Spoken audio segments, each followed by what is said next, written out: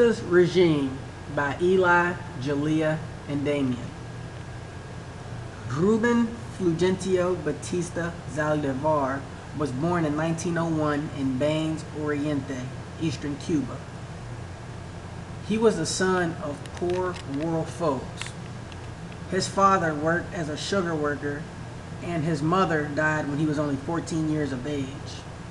As a child, Batista worked as a cane cutter, a carpenter, and worked in the railroads.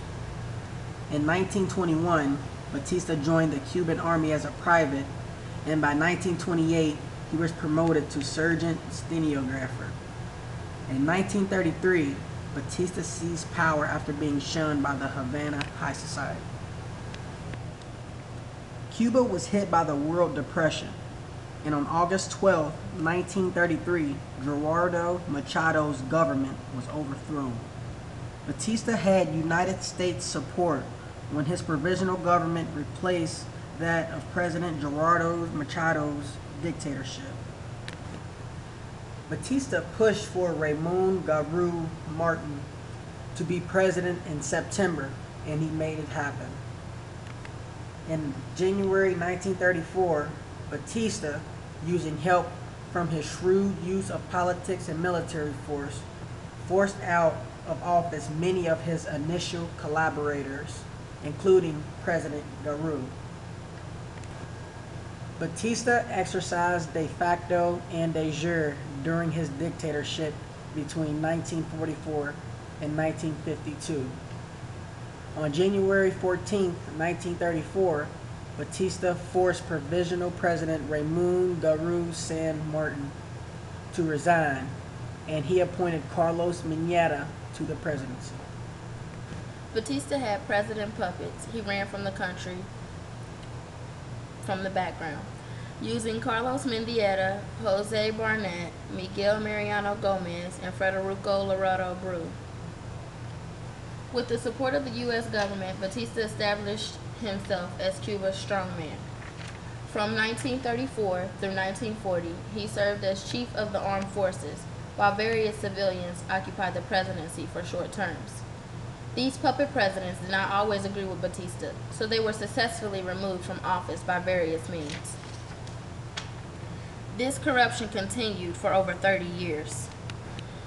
In the time period of Gra Batista, he befriended and built a business relationship with gangster Meyer Lansky. Meyer Lansky was in the mafia.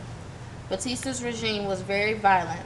One of his most bitter opponents, Antonio Guterres, was gunned down by the government forces in 1935 while waiting for a boat in Matanzas province. Other of Batista's enemies disappeared in thin air. Batista did not actually come into power until 1940. He was supported by the communists. With the support of the U.S. government, Batista established himself as Cuba's strongman. Batista's armed forces severely repressed the Communist Party in the mid-1930s. By the end of the 1930s, the Comintern had instructed communist parties throughout the world to seek Popular Front alliances. Cuba's communists approached Batista to make a deal. Batista was all too willing to reestablish social peace at low cost. He brought the communists into his coalition, and in 1939, he permitted the founding of the communist-led Cuban Labor Confederation, Cuba's only labor confederation ever since. When Batista was inaugurated as president of Cuba in 1940, his coalition spanned Cuba's ideological spectrum. Conservatives and communists served in his cabinet in the early 1940s. In 1944, Batista was forced to relinquish control because Gra San Martin was elected president. However, during his presidency, trade relations between the U.S. increased, and a series of war taxes were imposed on the Cuban population. In 1948, Batista ran for a seat in the Cuban Senate and won. He ran for president again in 1951, but polls revealed he was in last place. On March 10, 1952, almost 20 years after the revolt of the Sergeants, Batista took over the government again. Batista's most significant new partner after the March 1952 coup, however, was Eusebio Mujal, Secretary General of the Cuban Confederation of Labor.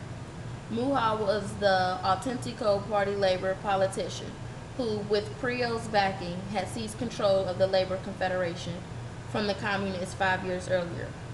Mujal refused to back President Prio when Batista staged his coup and instead became a pillar of the new order. After the 1952 coup, as before, the Labor Confederation Secretary General was the president's ally. No revolutionary general strike succeeded in Havana until after Batista fled the country on December 31st. These political parties and the Labor Confederation provided the basis of support for Batista's regime. Another feature of Batista's rule was that he did not alter the institutionalized protection for economic elites.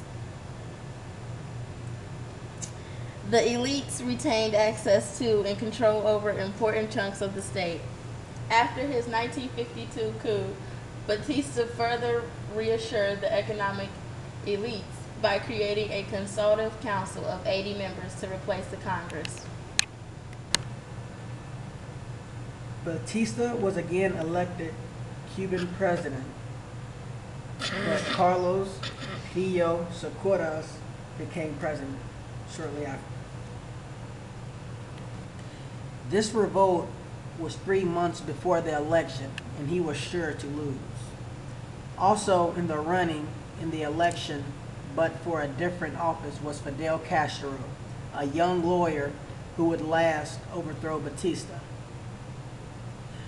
In March 27, 1952, Batista's government was formally recognized by U.S. Dwight D. Eisenhower. After this recognition, Batista suspended Cuba's Constitution of 1940. This allowed for constitutional guarantees and the right to strike. By doing this, Batista opened the way for large-scale gambling in Havana, and he reorganized the Cuban state so that his political appointees could harvest the nation's riches. Lansky became the center of the entire Cuban gambling operation. Under Batista, Cuba became profitable for American business and organized crime. Opposition in Cuba was violently crushed. Many began to fear the new government. A little over a year after Batista's second coup, a small group led by Fidel Castro attacked the Moncada Army barracks in Santiago on July 26, 1953. The attacks on the Moncada Army barracks failed. Batista imprisoned Castro for attempting to overthrow him. On May 15, 1955, he released Castro and the remaining survivors of the Moncada attack, hoping to dissuade some of his critics. In March 1956, Batista refused to consider a proposal calling for elections by the end of the year.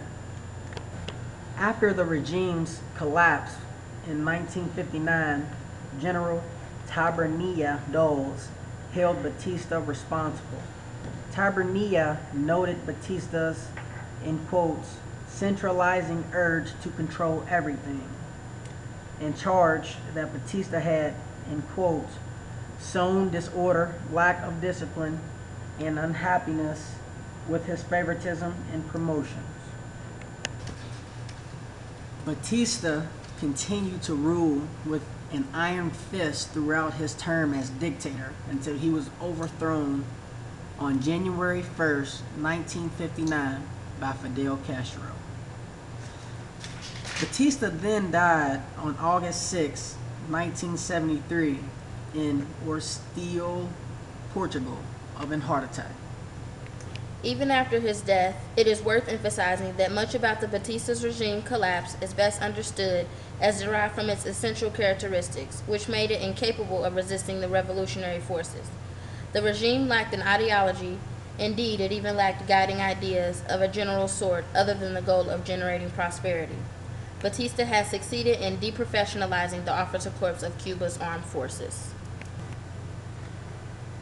Batista is still known for his involvement with the mafia, him being a communist, and the corruption that lasted more than 30 years in Cuba. For more information, please visit www.people.fast.harvard.edu, also www.historyofcuba.com. This was brought to you by Damien Juliea, and Eli Reese. Thank you and have a nice day.